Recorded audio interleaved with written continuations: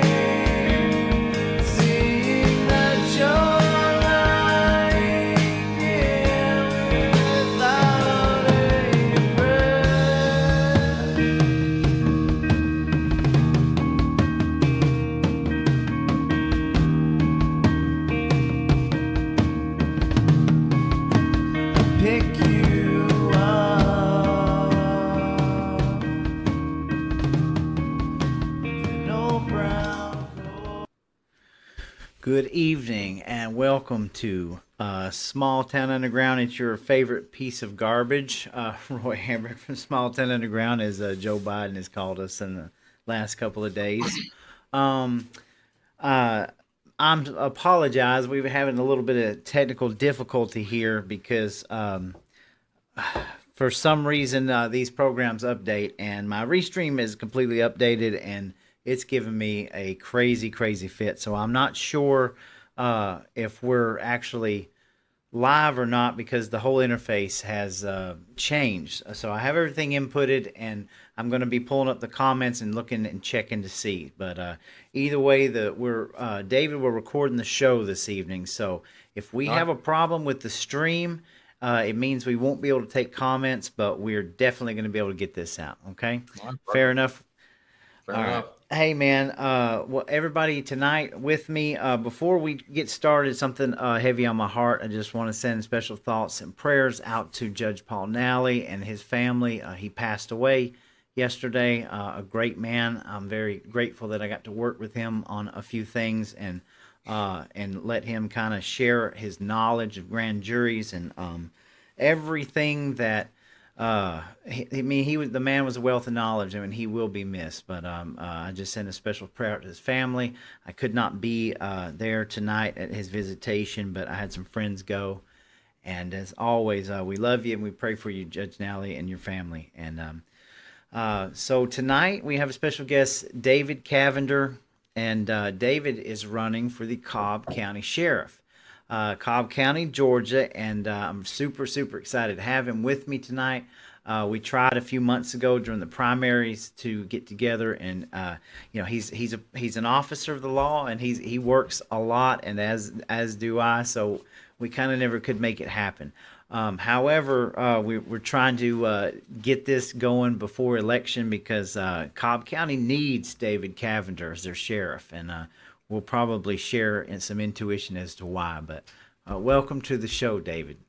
Hey, thank you. Thanks for having me. And I'm glad our schedules finally linked up. Yes, sir. Yes, sir. I've been following you. I've been following you quite a bit, keeping a track of a lot of the things that are going on down there. And I'm from a place that we have a pretty good sheriff, low crime. Of course, a lot less population than you where you live. But I'm kind of used to having law enforcement that you don't always. Well, the word corruption never comes up quite a bit in our law enforcement. Me being a bail bondsman, I know a lot about the law, but you come from a completely different area, and I'm a firm believer that just because I live up here doesn't mean we don't need strong sheriffs in Cobb County and elsewhere in the state. So, oh yeah, you need them everywhere. I mean, everybody's just a buffer for the next county up or over. You accomplish a lot more if you're all rowing in the same direction. Exactly. So I'm going to start checking everything. Keep in mind we are recording this, so if anything's happening, we're just going to roll with it. But just kind of introduce yourself up to this area, who you are, what made you want to run for sheriff. Yeah, my name is David Cavender. I'm a husband and a father. We have an 18-month-old little girl, and I've been in law enforcement for the last better part of 15 years, and in the Army Reserves for almost at 18 years now, and joined with Cobb County Police in 2010 after coming back from a deployment with the Army to Iraq, and started here in January 2010, and been with the police department ever since. I've been on our SWAT team for the last 10 years and spent almost 7 years on our full-time SWAT team until I promoted off in July of 2022. And once I promoted off and went back to the precinct, I kind of started seeing a lot of issues that were going on with the sheriff's office and how it was impacting the police's police abilities and resources, along with ultimately nothing's ever just it's what we call like second, third, and fourth order of effects. It's not necessarily the big splash when you throw the rock in the pond, but it's all the ripples that come off it, and a lot of the things that have started to happen over there since the 2020 elections under the current sheriff have, I would argue, made the county less safe. I know his new ad says that he's lowered crime by nearly 30% in the county, but Cobb County, in my opinion, is safe in spite of him and not because of him. And he took office and watched him do a lot of things that I don't agree with, and then especially when you get down into what's not necessarily illegal, but falls into more of the unethical and immoral categories, and I have a real issue with a lot of things that have happened. So sure, I waited, and as the primaries were coming up, and thought there was going to be a few other people that were going to step up to run against him that I was hoping were going to, and if they had, I wouldn't even got involved in this race. I would have just supported them. To be quite honest with you, had he really tried to do a decent job over there, even if he wasn't doing a great job, but he was really trying to do what's right by the county, I would have never got involved in this race either. Sure, absolutely. I think this would be a good time to segue into the video that has kind of been going viral, and so I'm going to pull this up here. You should be able to hear this as well. Okay. But I want to kind of introduce my audience to this clip. It's about 2 minutes, but it's definitely worth the watch. So we're going to start here, and then we're going to kind of break this down. A sheriff in Georgia is facing tough questions about an incident last year when he called deputies for help at a fast food restaurant. Hey, man. Sheriff. Hey, do me a favor. I need to get, all I need is the owner name or whoever owned this damn facility or the manager. Okay. We ordered something, food was wrong. Say, can we fix it right? Body cam video from the responding deputies shows Sheriff Craig Owens of Cobb County asking them to get involved in a dispute he was having at a Burger King. In the video, the off-duty, plain-clothed sheriff claims he ordered a burger with no mayo because his wife is allergic to it, but he got mayo anyway. He tells the deputies when he tried to ask for a new sandwich or a refund, he was refused and shut out of the establishment. The deputy spoke with the store's assistant manager and got the information the sheriff wanted. and also got this explanation from the manager. He said he felt threatened that somebody was going to do something to him, so like stalk him or something. The sheriff denies making any threats. The video was first obtained and released by a man named David Cavender, who was running for Cobb County Sheriff this year against Owens. Cavender says he publicized the video because, quote, "It's my belief this is an abuse of power and shows a severe lack of judgment and decision-making by Sheriff Owens. If he loses his composure over such a minuscule incident, then I shudder to think how he would handle a true critical incident." In an interview with a local TV station, the sheriff says he probably should have just drove off. He also defended his actions on his campaign's Facebook page, saying, quote, "At no point did I indicate my position, nor did I ask responders to do anything that they would not, had not, or have not done for anyone else who makes a business dispute call." Whether this incident will cost him his job will be up to voters next month.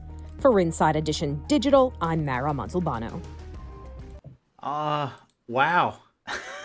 All I can say is wow. Yeah, I'm not sure which video you played. I couldn't hear any. That was the Inside. Okay, I didn't know if you could hear it or not. That was I couldn't hear it, but was that the Inside Edition? That was the Inside Edition video, the 2-minute video, all the way through. Okay. Who is this man?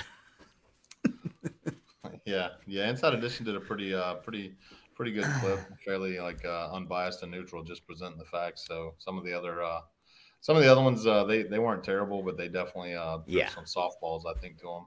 So that is Mark. What's his name? That's the sheriff. Sheriff? Yes. That's Craig Owens. Greg Owens. Okay, for some reason I had Mark. Craig. Okay, yeah. That is the current sheriff that you are. You guys are competing against, right? He's the guy that's me and him. He's the guy that's in charge, and he called his deputies on like a pretty high, I guess, up from a scale of 1 to 10. I heard this call that was put in was like, "Hey, you need to get over here quick." It's all about a burger with no mayo being cut the right way. That's pretty wild. It was pretty ridiculous. I've got the 911 recordings, but he didn't go over the radio asking for it originally. He either called someone's cell phone or called an admin line at the jail, and then on the open records from radio dispatch, you can just hear them. You can hear a supervisor asking a few units where they are, and when one of them is relatively close, he just says to start heading towards, I believe, downtown Austell, and that he would call them on his phone with further information. So what information was actually relayed to the deputies, I can only imagine. They were told he needed backup, and that's what caused them to drive, lights and sirens to get to him. Man, I feel like if they had known it was for something as petty as a cheeseburger, that they probably would not have driven like that. So I'm just gonna go in under the assumption that they were operating in good faith under whatever they were relayed. Man, that's wild. That is wild. I mean, I can't even wrap my mind around that. I've watched that video 2 or 3 times, and I'm like, so what kind of power trip does somebody have to be on to think that they can just call out the deputies because of a mix-up at a fast food restaurant? That's pretty wild. Would you say that's the status quo? I think he's done a lot of things that would shock the conscience. This one just happened to be caught on video. Got you. But yeah, that's wild. Let's see, I have a list here. We have a mutual friend who is kind of filling me in, Sophia, who is filling me in on some of the craziness that is going on down there. So can you tell us a little bit about the jail? So I know that Cobb County's had some issues in their jail, right? Yeah, that was a big platform that he ran on when he was running against the 4-time incumbent Neil Warren. He ran against him. Neil had been in office. He did 16 years. And when Owens ran against him, one of the key sounding boards he really beat on was jail deaths and in custody deaths. And those numbers have went up every year since Owens took over. The last 4 years that Warren was in office, he had 3 jail deaths per year. And then if you went back to years 5 and 6, he had 2 each of those years. And Owens took over And in 2021, he had 3 deaths. 22, he had 4. 23, he had 6. Wow. I don't know where we're at this year.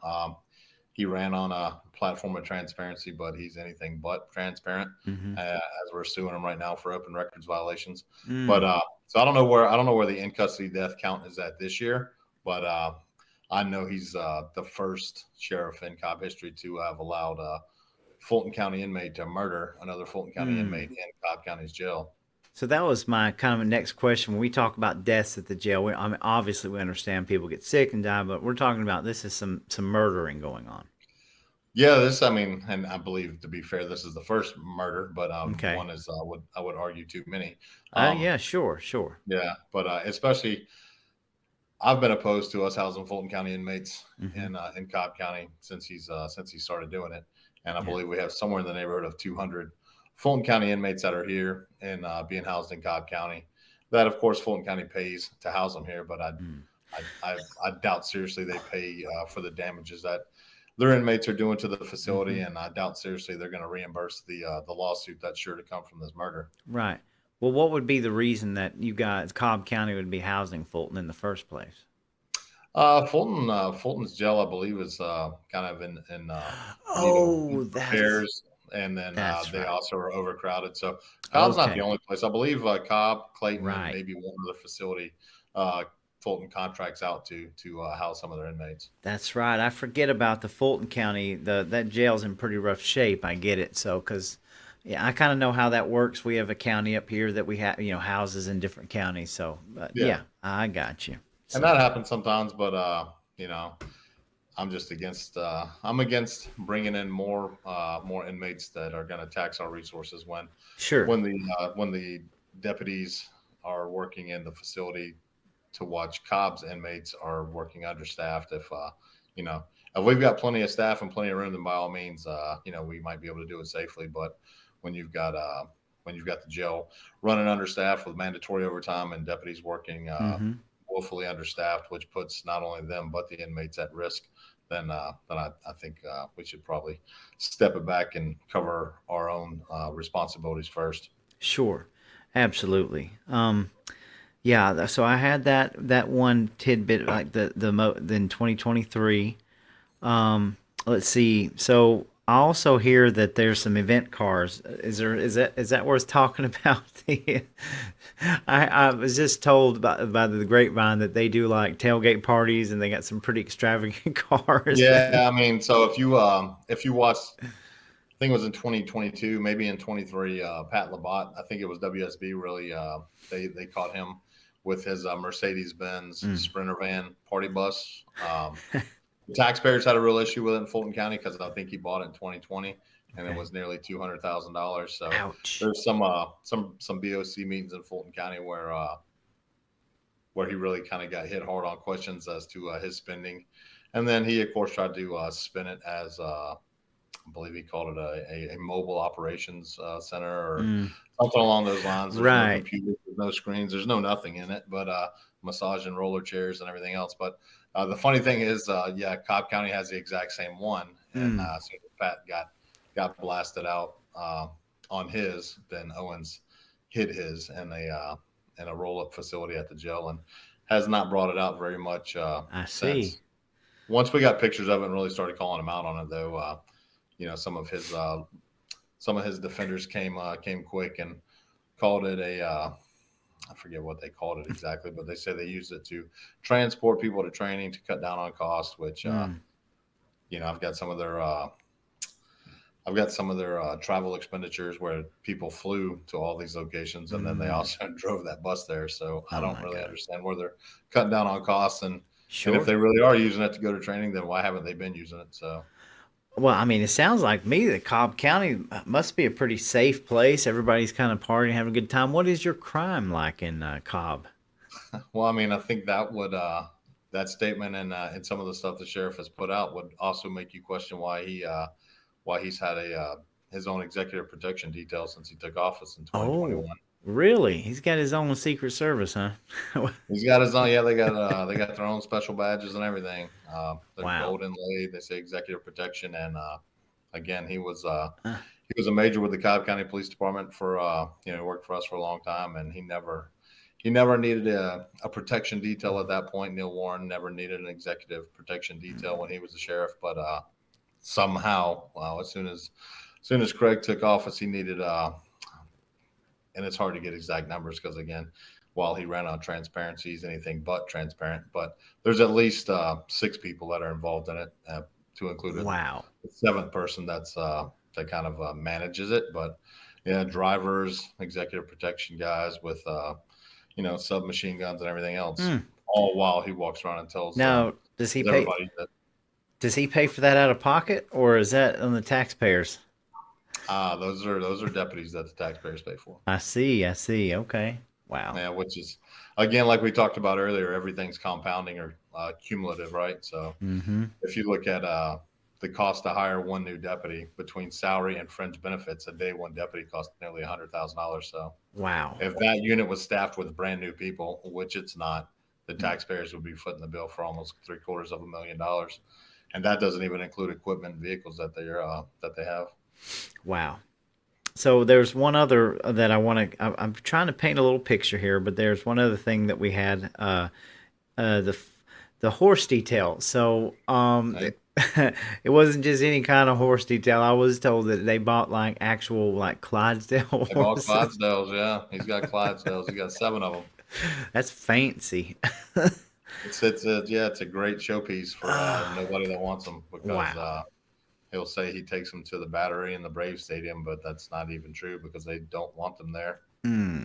Okay. Well, but obviously, we're living in a time right now like I think you would agree with me. We've got probably one of the most historical elections happening in just a few days. A lot of tensions, a lot of things going on. And Cobb County is is one of the kind of suburban counties of the Atlanta area. So, just what do you see? You're running for sheriff in Cobb, so obviously, what are your top priorities for Cobb? I mean, my top priorities for Cobb are to, between the local level all the way to the federal level. If everybody's rowing in the same direction, it kind of helps to accomplish goals. And one of those big, all the efforts need to be nested together. And one of the big ones, I believe, is security. And I think this state that our southern border has been in for the last 3.5 years, now everywhere in the country is now a border town, and Cobb's no different. And one of the things that Owens campaigned on doing, that he actually followed through on, and he did it immediately, was terminate Cobb County's partnership with Homeland Security and what's known as the 287G program. Really? Yes. He did that. Terminated it. Terminated. Yeah, absolutely did. Not only did he terminate it, he was on the front of the Atlanta Journal-Constitution holding up his termination memo he sent to Homeland Security, terminating it, and called it bold, necessary, and overdue. And it was celebrated by other Democrat elected officials in the county also. Wow. So just now that we're on immigration a little bit, what is the immigration looking like here? I mean, we've seen the videos, the Colton Moore releasing at the airport. We know that they're busing in illegals everywhere. So are you guys seeing a lot of that movement in Cobb County? Oh yeah, there's tons of it. We just had a methamphetamine lab that was busted a couple weeks ago that was being ran by 2 illegals that were sent here specifically to run it. Oh my goodness. I mean, we've picked up chatter because we partner with other agencies, or they'll share intelligence from their investigations if it leads back to Cobb. But we've had stuff sent to us from as far out as Athens, Georgia, where UGA is. They were investigating something, and there were messages on cell phones that led back to planned assassination attempts and drive-by shootings in apartment complexes that were right here in Cobb County. So the fact of the matter is, it's everywhere now, and our government has helped to facilitate it. Sure. For whatever reason. Government, state government, you name it. I mean, I don't understand how hard it is to just follow the law. If you're illegal, you don't get free housing, you don't get asylum, but obviously we're living in very trying times. So. Well, I mean, there's a big difference too in people that are here seeking a political asylum, and which I believe very few, if any, of the people that have crossed the border in the last 3 years really are, because there's a lot of countries that they have crossed through to get to the United States where they could have sought political asylum, but they've managed to find their way here. Right, right. So I guess, yeah. What are your, like, what would be your top three priorities when if you become sheriff? What are the biggest goals that you're wanting to kind of get behind and get started with? First, and some of these are going to be operating concurrently, but to list them out would be reinstate the partnership with Homeland Security and the immigration policies, and reinstate 287G in Cobb County, because essentially right now Cobb County is a sanctuary county. Right. And again, I mean, to touch on that, it's not targeting. It gets really manipulated and a scare tactic for the Hispanic community. Mm-hmm. But everyone seems to forget that, it's a great big world out there, and we have people from all over the globe that come into this country illegally. Right. So it's not targeted towards the Hispanic community. It's not targeted towards anyone. And to be quite honest with you, it's not even targeted towards people who are here illegally or undocumented. It's targeted towards those people that are here illegally and committing crimes and going to jail. So you're not out just sweeping people up and asking for their papers, or throwing them in the truck. I'm so glad you said that. You're 100% right. Commit crimes. So so I mean, that's one that's huge. We have to get on that. We've got to get our southern border shut down. I've talked to operations commanders from out in border towns in Arizona, and they have actual pictures and videos of people that are crossing the border, and it's not your mothers and babies who are just here seeking a better life. Mm-hmm. They've got people on video crossing the borders. They've turned away thousands and thousands that hit immediately for previously deported felons, people that have murders, and already been kicked out of this country. But some of the videos that they've captured show, military age men, like actual real fighters, that are coming across with balaclavas on their faces and camouflage uniforms and backpacks and everything else. Military age, and there's no telling where they're going in this country, because they have freedom of movement. Once they come across the border, they hit their expedited entry, even if they get caught, as long as they don't pop for something formally of being deported or a felon that we know about. They're given a court date that's up to somewhere in 8 years in the future to show up to court on it, and then they're just on their way. And that does nothing but make the communities less safe. It floods and taxes resources and everything else. Right. But so, I mean, that's one of the big reasons. But again, people need to understand, like, the scare tactic is to scare the Hispanic community, and that's not at all what it is.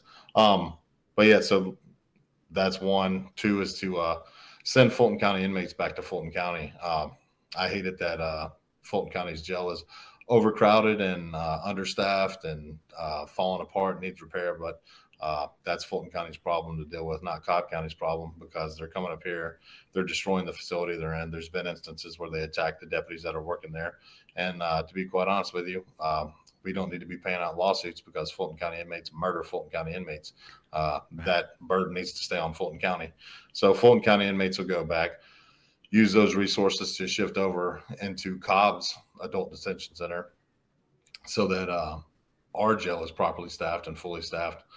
Because again, you start talking about in second, third order of effects, you have our jails understaffed. I've had people go I've had officers take people to jail before and been told, hey, you're going to have to wait. I don't know how long it's going to be, because they didn't have a male deputy that was working intake that night. So they had to wait until they found a male deputy that could come out of a pod and come down to intake to do pat downs and the questionnaire they have to fill out.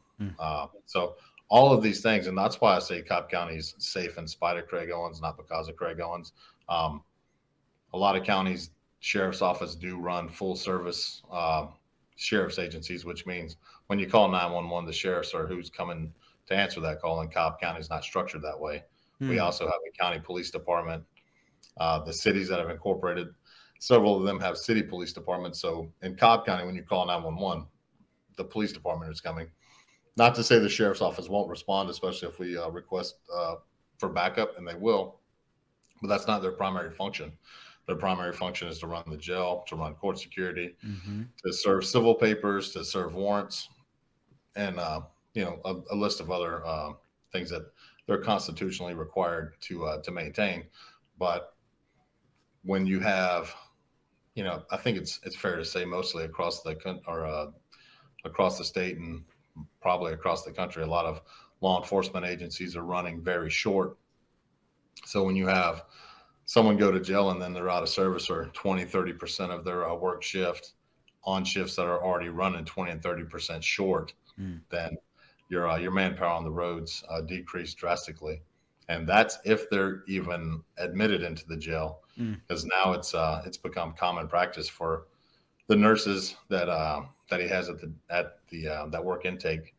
They'll refuse people all the time for any reason that they deem necessary. What? And we've had nurses refuse to allow people in custody into the jail. They'll refuse them and make them go to the emergency room for a hospital clearance. Oh, And wow. we've seen it because it's fine. If someone is actually having a medical emergency, they need to go. They need to go get treatment. Most of the people we take to jail, they're not convicted. They're going there to be housed, so that's fine. We need to take care of people because they're in our custody now. But when you have nurses refuse because they'll be, the person won't want to tell them their name, or they won't let them take their blood pressure, or pick your trivial reason, and the nurse just defaults to they got to go to the hospital. Right. Wow, man. So then, now the county and the taxpayers are paying emergency room visits. You got officers that are out of service and not available to respond to calls for another 2 or 3 hours. And it's all the citizens of the county are the ones bearing the burden for that, and they don't even know it. Yeah, it sounds like quite a budget that they would have to deal with in Cobb County for all of this. Donnie even mentioned now he's got he likes to pound his chest a lot about being an agent of change and leading the nation and being the first. And he brought in robots now to. Oh yeah. Yeah. So he's using a lot of technology now at the jail, right? They've been there for a week, so we'll see how long it takes them, one, to be destroyed, and two, to accomplish nothing. But okay, he's also. So you got to tell us about these robots. I don't know a tremendous amount about him. I've watched his press release on him. He's very slick with his terminology and the way he works things, because one thing he is very, very good at is spending money, and the election is upon us. So he's made sure to put out that we're not paying for these right now, but what we're actually doing is on a 90-day test period, which conveniently gets us through the election cycle. So I'm certain that once we get through the election cycle, if he were to win, then then the commissioners are going to be seeing his smiling face asking for more money. Wow. Now, let's change just a little bit, and I ask every sheriff that I have on my program, because I'm a pretty big Second Amendment person. So, do you support the Constitution of the United States of America? 100%. Okay. And do you support mainly the Second Amendment? First and Second Amendment are both very important, but are you a Second Amendment sheriff? I am 100%. Absolutely. Good. I was really happy to see when Kemp signed the constitutional carry law in Georgia a few years back. Yeah, and there was a lot of us up here in North Georgia that really put the pressure on that. So yeah, and it's good. You have rights, but it's to be look at law books. Look at Georgia's OCGA code book that's about 5 inches thick, and look at that book, and then also tell yourself that you live in a free nation. So. Yeah, right.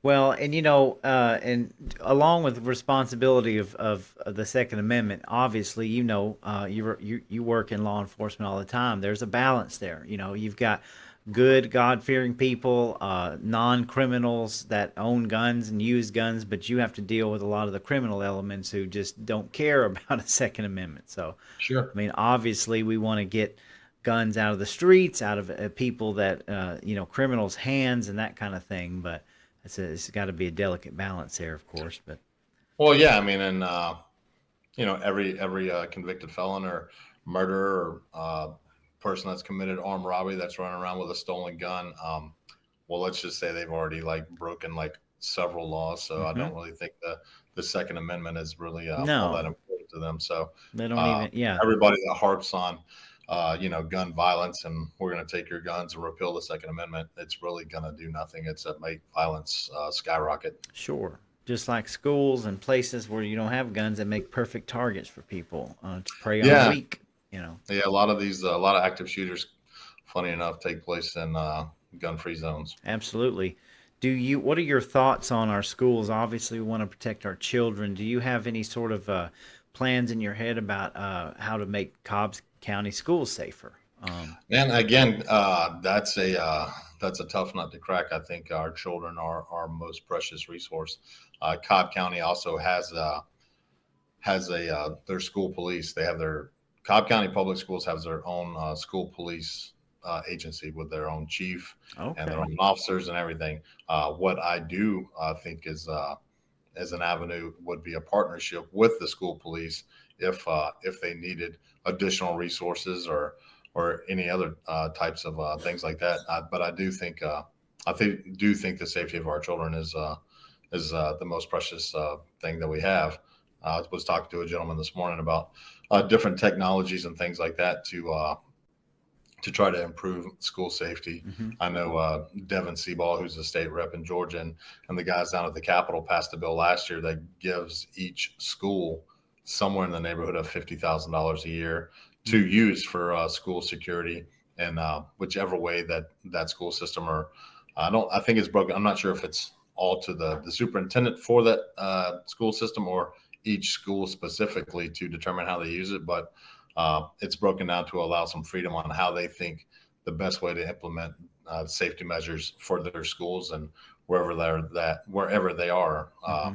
So I think that's a really good step. But I think there's a lot of things that technology that could probably be implemented in some of the schools to affect that. But Sure. I also think a lot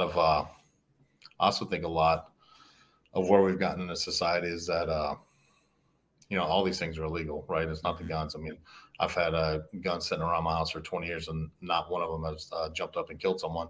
So I think a lot of the problem is I'm big on freedoms and also self responsibilities. Right. So society as a whole has gotten to where we want to tell everybody that whatever heinous act they commit is not their fault, and someone else is to blame for their actions for some reason. So I think a lot of that gets back to the family structure, and unfortunately, we've got a lot of people that come from broken families. Sure. We've got so many different communities now, and people. They don't treat family like they used to. Morals and values, for that matter. And morals, values, and actually just respect for another human being. I mean, right. We see it all the time. I mean, people, and I don't know where they get the notion that it's okay, but just you blow your horn at somebody in traffic, it's not.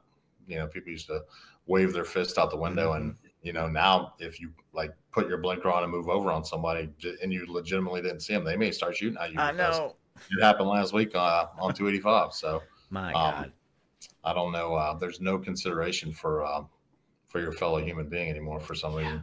I mean, think about the psychology behind that. In a world we're living in now that's so fast paced and so amped up that road rage could literally get you killed. That's says a lot about our culture. I've seen people killed over parking spots before. Oh man, I bet you have. That's wild. Well, and obviously one more thing about the school, and I know this is going to be brought up quite a bit, but when you talk about the technology, there's also a lot of things like non-lethal. You can use those rubber bullet type things. It doesn't all have to be centered around guns, but there's a lot of things that we can do to strengthen, or what I mean is to deter people from even thinking about, going and doing the heinous acts in a school. So yeah, that's something we got to keep our eyes on for sure. Yeah, and again, I think I'm trying to think of which one it was. It was the school shooting recently where they actually did prosecute they arrested and charged the father because. Oh yes. Yeah, it was known, and he still, his child still had access to guns, even though everything else was documented prior, and then he went and still shot up a school with weapons that he had access to because his father was negligent. And I think that's it starts to become a slippery slope because, you start to becoming 15, 16, 17 years old and you are able to make your own decisions. And, you decide to do that. Like at what point is the responsibility, the child's and not the parents, but Right. when something should be able to, it should have been reasonable to see that allowing your child to have access to all this would probably cause, it would have been reasonable to see that they would have committed an act like this. Then yeah, you should probably answer for that. Absolutely. So, I think what other we've covered quite a bit. What other, like what other things are on your mind about, specifically that maybe we haven't talked about? You're looking at being the sheriff of Cobb County. You've laid out some really good points and things that you're going to start off on. So what else that you see? Yeah, I mean, a lot of it, and it kind of falls in, the presidential race is running on immigration and the economy, and the local sheriff's race. There's a lot of it falls right in line with immigration, and then correlates to the economy with his out of control spending. Yeah, There's it the sounds sheriff's. to I mean, me like sheriff's. that you could cut out a lot of spending without hurting the police force. Does that make Yeah, I sense? mean, there's just a lot of spending that goes on, and sometimes. Well, you said you're a bail bondsman, right? Mm-hmm.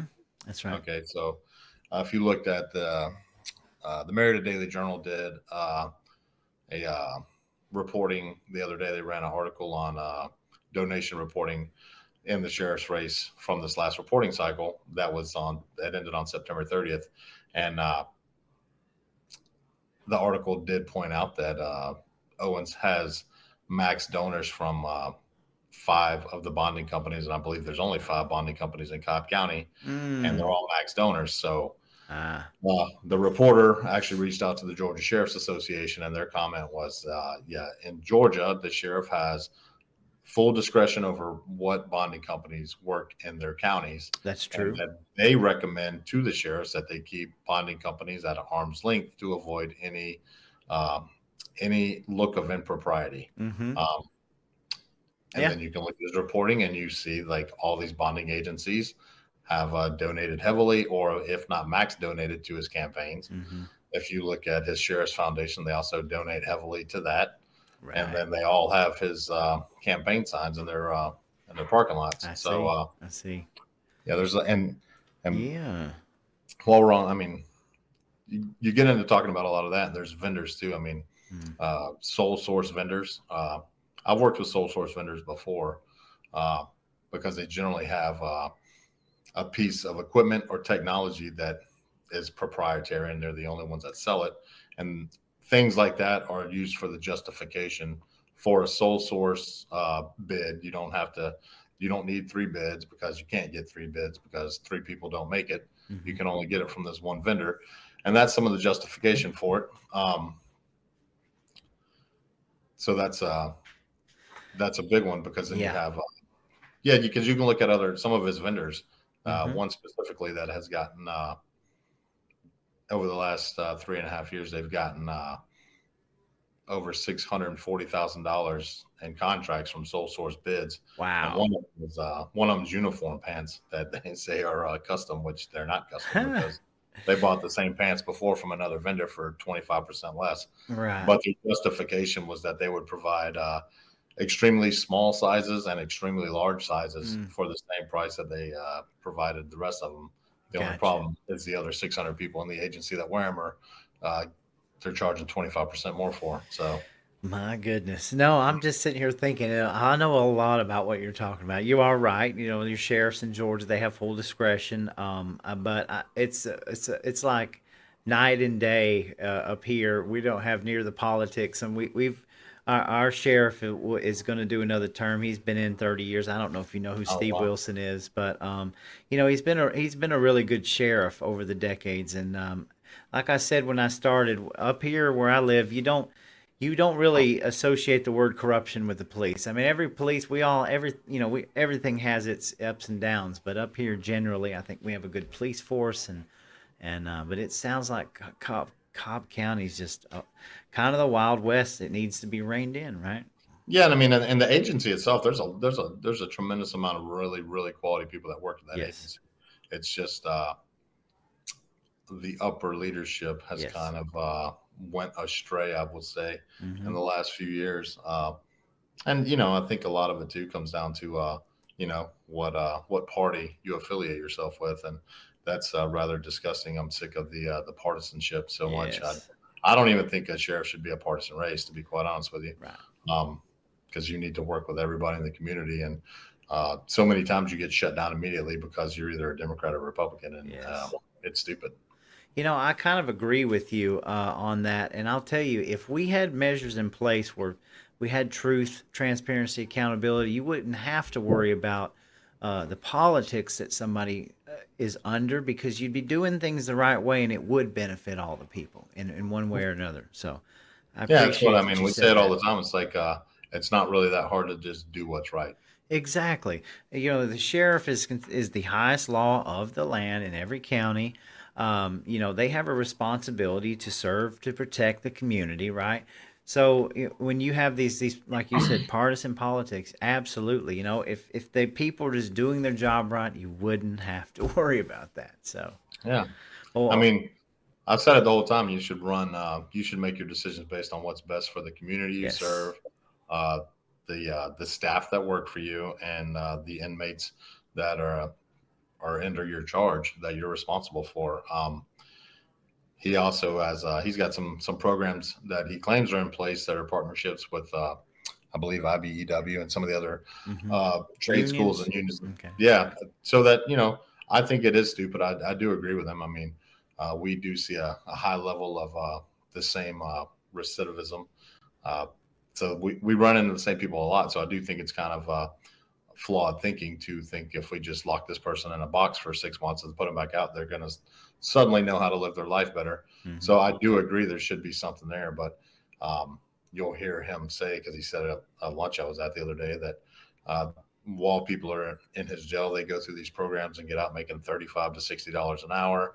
He has said that the top two people sometimes in these courses, they will buy cars for and pay their insurance for a year, but I've not heard one success story, and there's never been anyone spotlighted for completing one of these programs while in jail and coming out making sure. $40 to $60 an hour, which would be interesting. And there's also there's another organization, a nonprofit that used to go into the jail under Sheriff Warren Hmm. and work with people that had addiction problems. And a lot of people that are in jail unfortunately have addiction issues, which Hmm. ultimately leads to them being in jail. Uh, so Right. they would go into the facilities and work with them on their addiction issues and get them resources and get them on Hmm. the right path. And they would kind of get them under their umbrella so that when they got out, they would link up with them again at the facilities, and they would kind of help get them back on their feet and doing what they needed to do. And for some reason, that organization is not even allowed back in the jail. Mm. Yeah, I'm not so sure that RSAT and things like that are the answer. I know it's constant battle. The I deal with this kind of stuff all the time. I know exactly what you're talking about, and I used to be in the union too. So there's not a whole lot of success stories too. That Yeah, number comes way later after you put a lot of time in. When you're making that kind of money. But yeah, either yeah. I way. mean, and he said it. He said it at 2 or 3 events I've been at Uh with him, huh. making four. It used to be 45 to 60. Yeah. Monday it was 35 to 60, and I'm like, hey man, instead of telling us about this program, spotlight There you go. one person that you have that is doing that now, just one, and he Hmm. never done it. Well, I can certainly tell you that I'm up here in North Georgia, and we're doing this interview specifically for Cobb County, right? Because we want people of Cobb to get it. We want you to get as much exposure as you can. A lot of people believe in you. We can kind of see that there can be a lot better, in law enforcement with somebody at the top there that's taking it a little more seriously than what we're seeing. So. First, I know that we're getting down to the wire, but how can people get in touch with you? Uh, so I have someone that updates my website, so that's generally a little bit longer for updates because I update my Facebook page and my Instagram page. I do that. I do most of the updates myself. There's Okay. one other person that does have access, but that's on Facebook and Instagram at Cavender for Cobb Sheriff. Okay. And that's where I keep most of the updates coming from. So that's the easiest way. You can also find me online at cavenderforcobb.com, and that's CAVENDER. And if you put the number 4 or spell out 4, it'll take you to the same website. And you can kind of look at a lot there and click on the email, and that'll email me to my campaign email, which I also get. There's a lot of emails that come through that, unfortunately, I just haven't had the time to respond to, because some of the questions coming in are things I've been talking about the whole year. But now that voting is here, everyone wants their one specific question answered, personally, and I haven't had time to get to a lot of those. But those are the biggest ways to get in touch with me. Okay. Like I said, I update the Facebook page myself most of the time, and so whether it's videos that have come out, the Burger King video, the lawsuit that we just filed against the sitting sheriff on Friday for failure to. Let's talk about that for a second. So what is this lawsuit? This one's open records. Open records violations. This is when you were talking about where you guys were trying to get, and they open records request, and they were not getting to you, correct? Yeah. So funny enough, the way you treat people matters, because that whole Burger King thing, I didn't even know happened. So someone got message to me. I don't even know where the information originated, but I opened records those videos, and when I got them, and then we put that video out, suddenly all the other open records that we had in, all of a sudden stopped being fulfilled. So the one that we filed suit on was originally submitted September 19th. And it's been stalled. Funny how that works, isn't it? It really is. Yeah, it's interesting, especially, again, you run on a campaign of truth, trust, and transparency. Yet you don't want to be transparent. I released a video of his body cam at Burger King with him speaking in it, and then I was accused of running a smear campaign when it's literally just his body cam. He put out a commercial the other day inferring I'm a racist because I had a picture with President Trump and everything else. So, facts don't matter. And transparency. Oh, Lord. See, I don't even know this guy, but if he's putting out that kind of rhetoric, I mean, that's a stretch right there. Okay. Yeah, I laughed when I saw it. Someone sent it to me and was like, man, he's trying to trash you. And I was like, thanks for sending me this. I'll put it on my own page for him so that people can see everything he's actually doing. Wow. Okay, well, we're going to post all the links, and we're going to get this out all over the place. And I always give my guests the last word. So you tell the audience what do you want to say?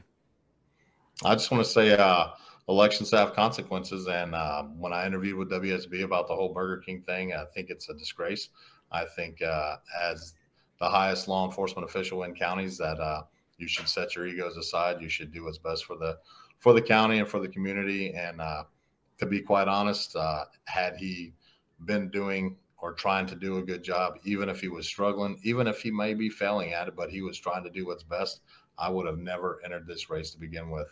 I've been complaining about a lot of things that have gone on for the last few years, and they've just fallen on deaf ears. So I knew getting involved in this race, it would give me a platform to at least spotlight it and let the community know what's going on. But Cobb County is a great place to work and live and play, but a lot of the citizens and people that live here have no idea, or that travel through here have no idea kind of what a critical juncture we're at. And not due only to Craig Owens. There's other elected officials in this county that do things that the public should be aware of, but aren't, that I plan to change once I'm elected.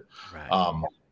But yeah, I think we're at a very critical juncture. I think if the behavior that you see in that video is something that you expect and accept from your sheriff, then I encourage people to vote for him again.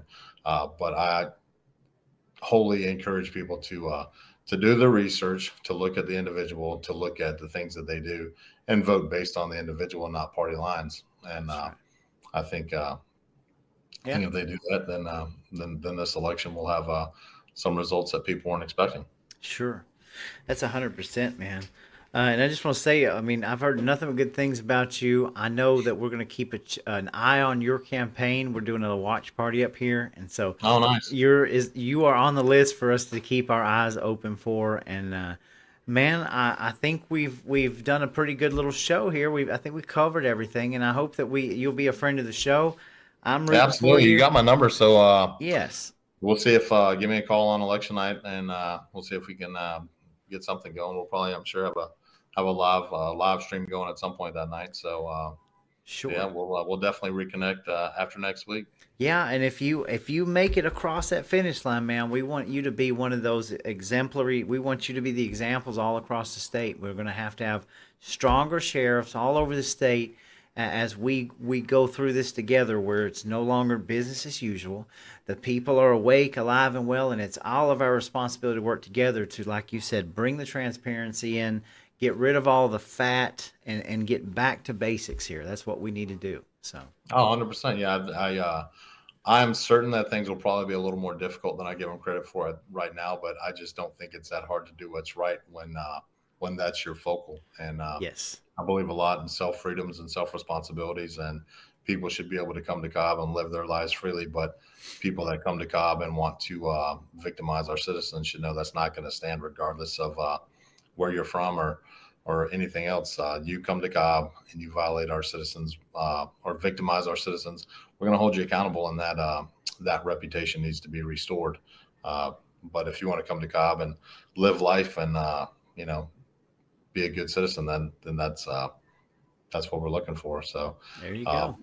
Yeah, and another big thing too, and before, I know we're about to wrap it up, but there's been questions at several events that I was at, especially the first one. Or one of the first ones about 2020 and a lot of the overreach that we saw from the federal government. So there's always the questions of the Constitution and enforcing unconstitutional laws. So the answer to that question is no. So Gotcha. All right, man. Well, listen, we appreciate it. Like I said, we're going to be keeping up with you. This is David Cavender for Sheriff in Cobb County, and we'll be speaking to you soon. Everybody, I appreciate you hanging out with us, and you don't go anywhere yet. I'll be back with you in about 30 or 40 seconds, okay? All right. Thanks, Roy. Thank y'all.